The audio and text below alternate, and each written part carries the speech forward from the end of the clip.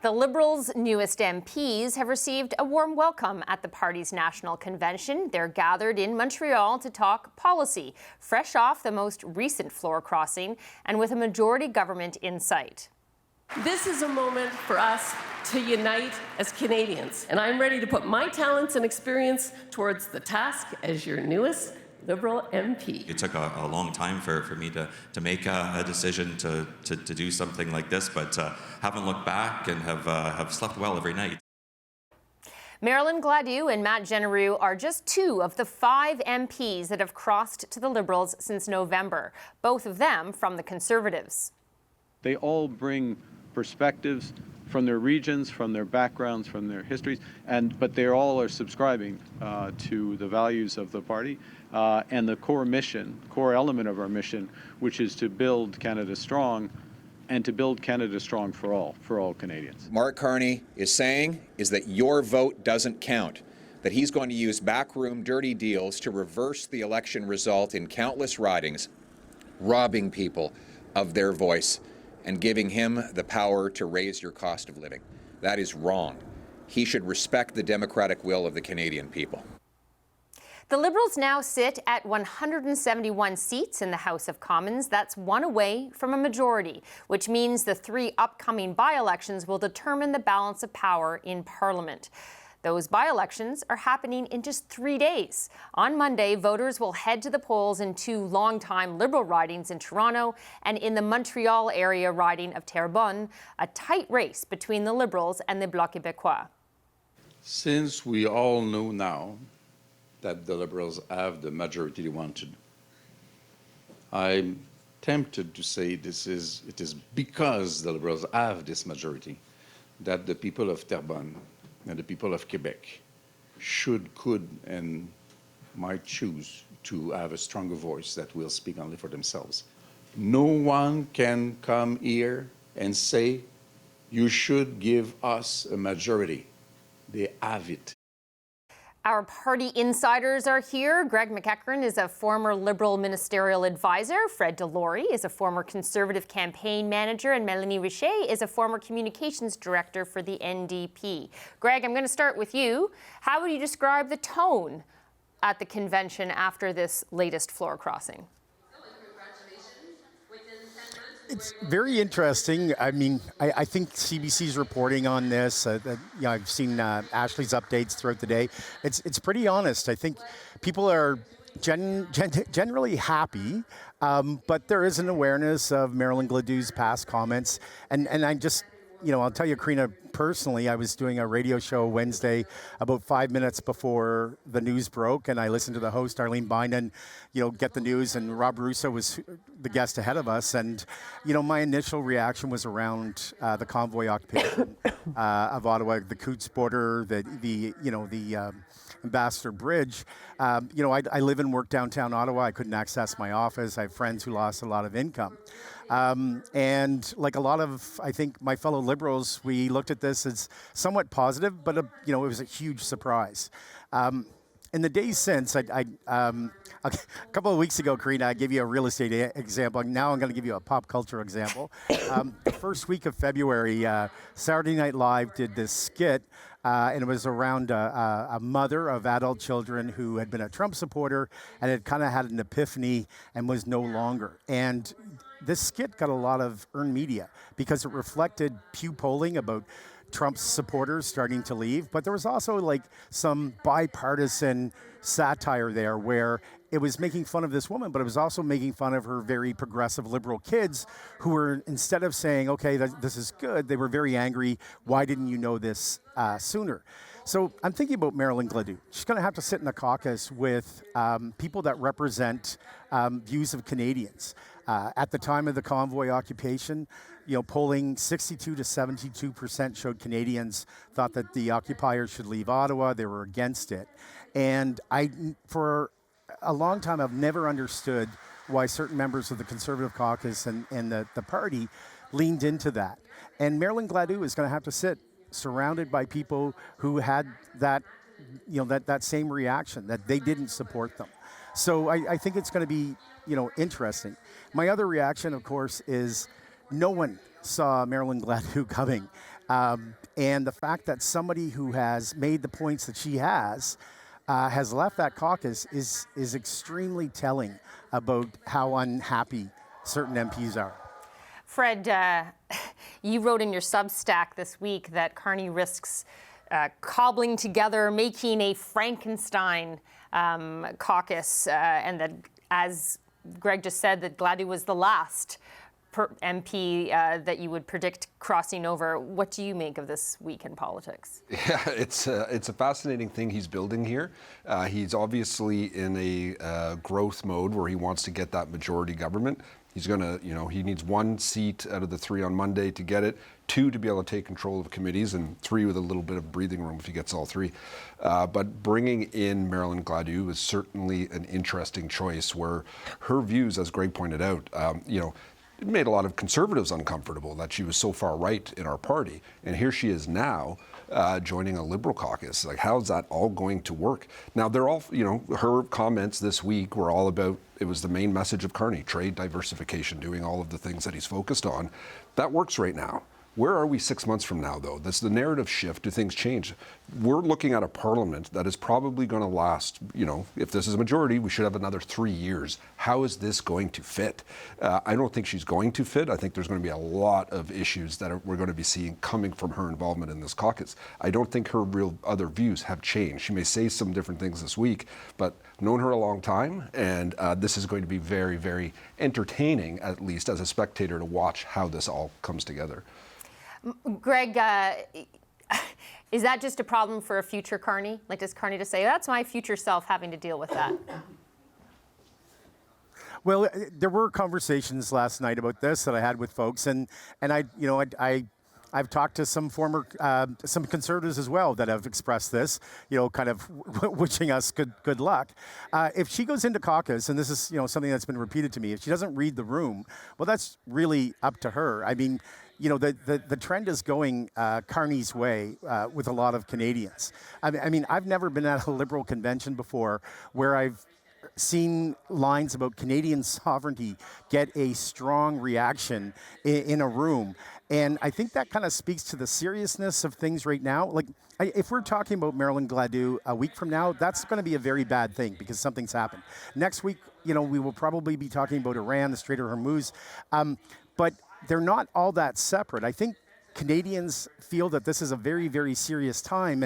And Pierre Poilievre, he seems to be, throwing things at the wall to see what sticks. I mean, Joe Rogan gets you a lot of attention, but no one is ever going to accuse the Joe Rogan podcast of being serious. So, Marilyn Gladu is one of, as you said, of several floor crossers. There may be more coming. She says she's reflecting her constituents.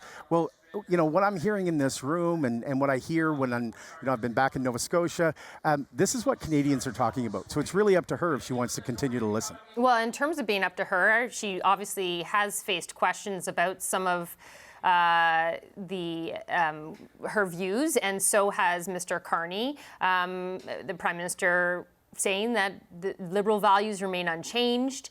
And then, of course, as I said, Marilyn Gladu addressed concerns around some of her views last night. Let's have a listen. I have been consistent when I said that women need to have the right to choose. I obviously have my long faith traditions, but I'm ready to support the rights of women in this country. I will vote with the government. I will protect the rights and freedoms of women to choose, for people to be who they are and love who they love. I oppose conversion therapy. I always did. The first bill that came out had freedom of expression issues. So Mal, hearing Marilyn Gladu there, how credible is what she's saying? I mean, I guess voters and people who are at convention this weekend are going to tell the Prime Minister how credible they think she is. I would say it's funny because Fred and I usually have conventions that are a little bit more contentious than the Liberals. The Liberals have conventions that are everybody's having fun, there's good guests on the stage, there's no disagreement on policy. Now, that could happen with somebody like Marilyn Gladu in that caucus. I thought it was quite striking earlier when you had Laurie Idlout and Marilyn Gladu beside each other on the screen as 2 new members of that Liberal caucus. Obviously, very different views. Marilyn Gladu was one of the MPs that said the Army should remove Indigenous protesters back in 2020. Just different things that the Prime Minister is going to have to, I think, answer for And I think you're seeing a lot of people, the tone that Greg talked about, I'm not surprised by. I'm seeing it obviously in my universe as well. Folks who believed the Prime Minister to be, progressive and seeing this as saying, is this okay? That being said, I think the mood of the country right now is they still trust the Prime Minister to do what they sent him to Ottawa to do. So this language of, he's either not progressive or Pierre Poilievre's language of he's doing sneaky backroom deals. It kind of just sounds like loser talk. I don't think anybody's going to change the results of the polls by talking about, backroom deals and to talk about floor crossers. I think you need to be talking about his record and what he is doing and what he's not doing. Focusing on this, I think, is just a bad move for, to Greg's point, if we're still talking about Marilyn Gladu, it's bad for the Liberals, but also if the opposition's still talking about it, we're not telling people what it is that we're going to do differently. So I think it's not a winning situation for either side. Fred, I was wondering, we've talked a lot in the last few days about what this means for caucus management for the Prime Minister, in terms of, not alienating social progressives in his tent. But I also wonder what it means for caucus management when you have, long-time loyal Liberal MPs, and you bring in these new people who then get to go on trips or get special projects funded in their riding, and what that means for growing disgruntlement that might happen. Yeah, and there's not just loyal MPs. These are the bulk of this Liberal caucus was originally elected under Justin Trudeau's leadership, which was a very different government than the Carney government. And if they had true, more left-wing values then, where are they now? And how comfortable are they with this shift, both with Carney and his approach being a more centrist, or I would say center-right government, and then bringing in a person like Gladu into the fold, and Genereux and d'Entremont and Ma. It does change the game there. At the end of the day, though, the Liberal brand was dead in the water. They were going to come in third or fourth. Carney did rescue it. He does have a lot of leeway, I would say, with his own caucus here. And right now, he is positioning them to have at least another 3 years. We were talking in the fall. I was talking mostly about how the government was going to fall. We were in a position where it likely would have. But he's gone out there and he has orchestrated bringing these members over. And I agree with Mal, I wish we would calling it this is loser talk when we're out there conservatives saying you should have a by-election. We never say that when it comes to us. Yeah. Why do we say we're being hypocritical here? And it's just we don't look legitimate. I think what the best thing for Poilievre is time. If it's 3 years, figure out your path to government, figure out what's going to happen. Obviously, as Canadians, we all want Carney to succeed in what he's doing and how he's building the economy. But if he fails, that's when you make your move. You don't sit here and just whine about members of the party leaving. What should he have said instead then? Look, I don't think he had to be out this week. Why was he out there? There's no, if you're not going to come head on this. The same property rights aren't important because that's what he was out on. Yeah, but even that, I would say you got to look at what's the main issue though. Even if he had something planning to come out on, look at what's happening here. The game is changing Monday, where we're having 3 by-elections. Come out after that. If it's a majority Liberal government, then come out and say, hey, we're going to be the official opposition. We're going to hold you to account. We're going to see what kind of work you're doing over the next number of years, and we are going to put up another alternative for Canadians to look at. But to whine about them getting a majority this way, it just isn't helpful. Greg, speaking of those by-elections, everything. Eyes were all on Terrebonne because the other ones were considered and still are considered safe. Does this change the calculations for voters in Terrebonne, like I think the Bloc Québécois is hoping it does, in terms of, okay, well, they've already got their majority, so now you can vote with your heart. If you want to vote Bloc, go do it. Does it change the calculation for voters?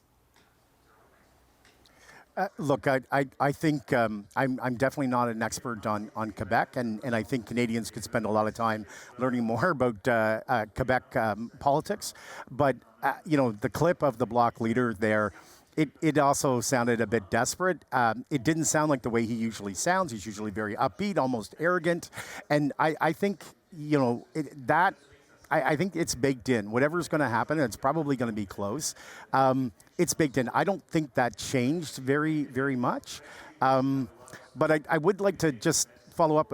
Fred, said that, he thought the government was going to fall, and it almost did.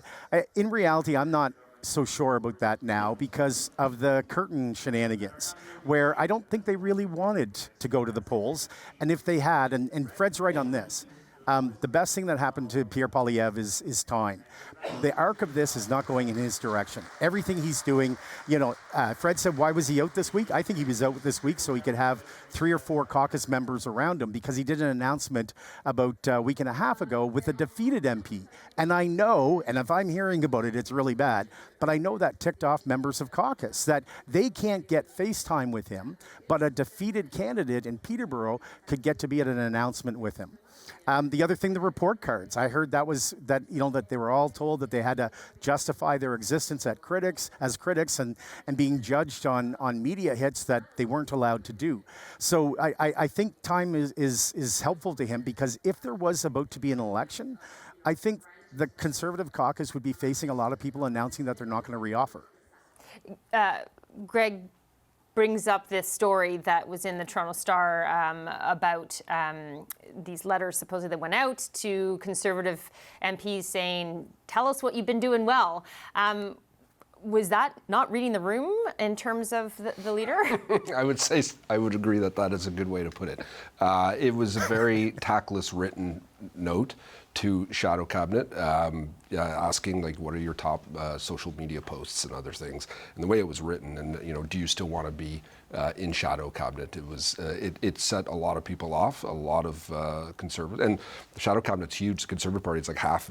These are free roll. It's not like the government of Canada. It's Shadow, so you can give them out their free titles, but there's about 70 of them, so 70 of them received this, and it's a bit insulted, and they were insulted by this, and I'm told this is what ultimately set Marilyn Gladu off. What really upset her was this final straw. She had not been up in the House for a number of months until recently and felt like this was, they were working against her and not letting her do her job. So she was like, okay, well, I'm going to walk. I think that's an extreme reaction to this sort of thing. If you have issues, there is mechanisms internally to talk about this. But there's no question that this did upset a lot of folks. And the internal communications absolutely needs to improve.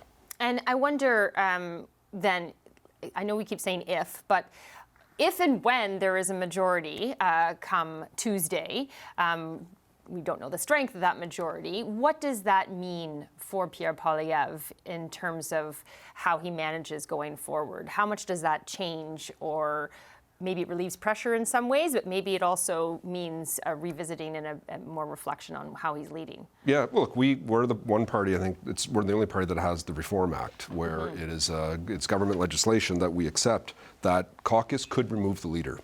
They need to get 20% of signatures of MPs to do it.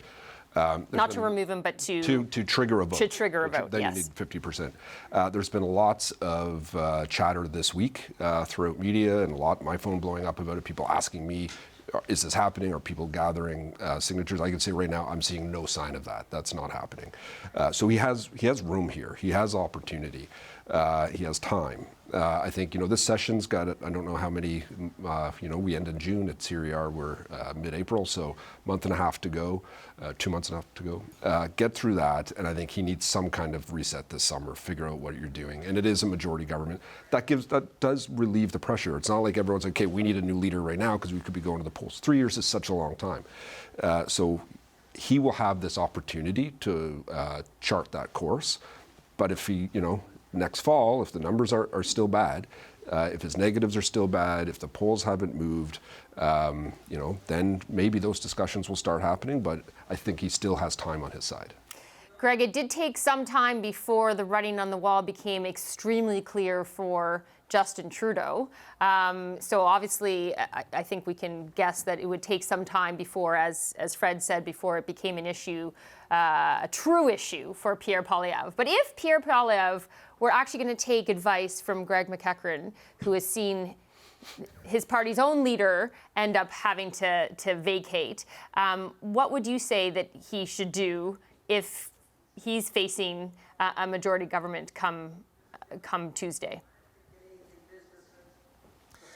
Well, the challenge for Pierre is he keeps being telegraphed. I think it's 5 times now by my count that he's going to change, he's going to pivot, and it never happens. So there's a message there. people around him starting last summer saying that he needed to change. And the guy's not for changing. And Pierre Poilievre is a lot of things, but he is very intelligent. And so this is a self-awareness thing in my books. If you only want to win and you only want to win your way, being, that certain type of person that sounds, Mel said loser talk. It sounds like they're still talking to the base. It sounds a lot like 2024. Well, then you might have to reconcile that you are not going to be, successful for much longer in politics because you're getting a message and you're not listening to it. So you have to decide whether or not, if it's in your nature to change or not. I mean, you referenced Justin Trudeau, Karina, and then I'll tell you, this was one of the tough things for people that wanted to support Justin going into an election because of, it was Save the Furniture, Brian Mulroney example. If Brian Mulroney had run one more election, they probably would have lost, but they would have won more than 2 seats. But the other thing with the Trudeau administration, they kept telling people like myself that changes were coming, ads were coming, this was coming, and that would never happen. So if you've been telling people since last summer, in the case of Mr. Poilievre, that he's going to change, and the change doesn't come, don't be surprised if your loyalists start to drift away. Mal, we've been talking obviously about the floor crossing and what it means for everyone but the NDP. And with this latest one, carved out of the rightist part of the flank, the rightist flank of the Conservatives, maybe causing some concern amongst the more progressive side of the Liberals.